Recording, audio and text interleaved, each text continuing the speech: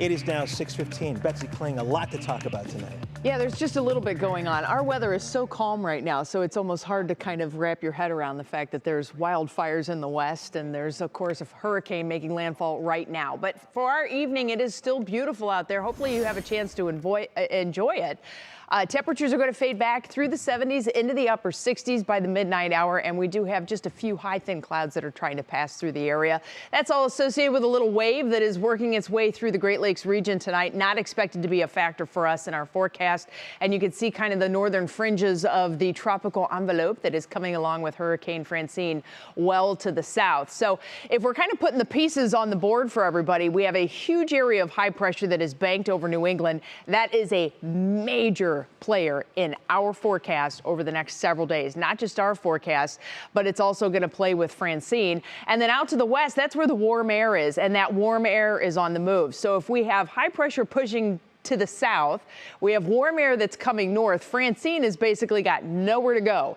So this hurricane is going to come in and begin to stall. And we take a look right now at where the storm is. You can see the center of the eye has made landfall in Terrebonne Parish. It will continue to move northward.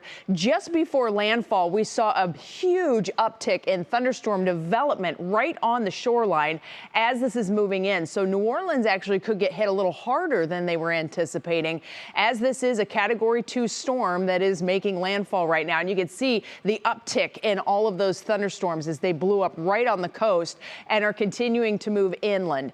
Not just dealing with obviously very heavy rain that comes along with those big thunderstorms, but we have a lot that is going on as far as the wind in this storm in particular. So if we specifically talk about the winds inside the storm, the hurricane force winds are this red area right here. And you can see it is a pretty large area. I mean, this is basically our entire viewing area, if you think about it that way, size that would be impacted by these winds as they continue to move up. So the core of the storm continues to move north-northeast. And as it does so, the forecast models are showing exactly what we were talking about, this storm moving northward and then stalling out. Now, there's always a few outliers there, but this afternoon, a lot of these forecast models are just lining up perfectly, taking the core of the storm into the Memphis area and then stalling it. When it stalls, that means things start to fall apart and they end up having a lot of rain in the Tennessee Valley. So that's going to be a big problem for them.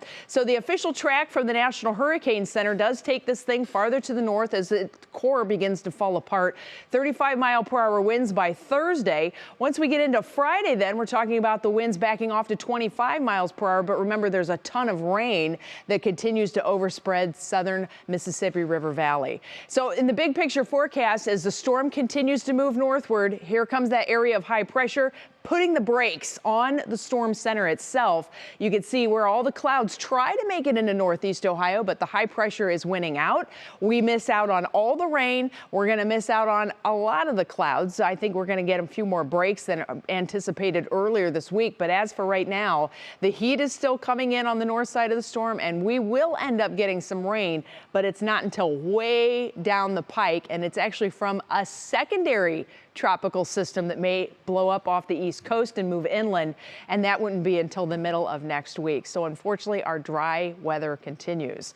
But for now, it's another pleasant night, mostly clear skies, temperatures in the low 60s to start your day tomorrow, and your National Design Mart forecast takes off from there. Highs in the mid-80s once again, very summery conditions with a lot of sunshine to go around. Here's your Union Home Mortgage forecast. We're going to hold here in the mid-80s.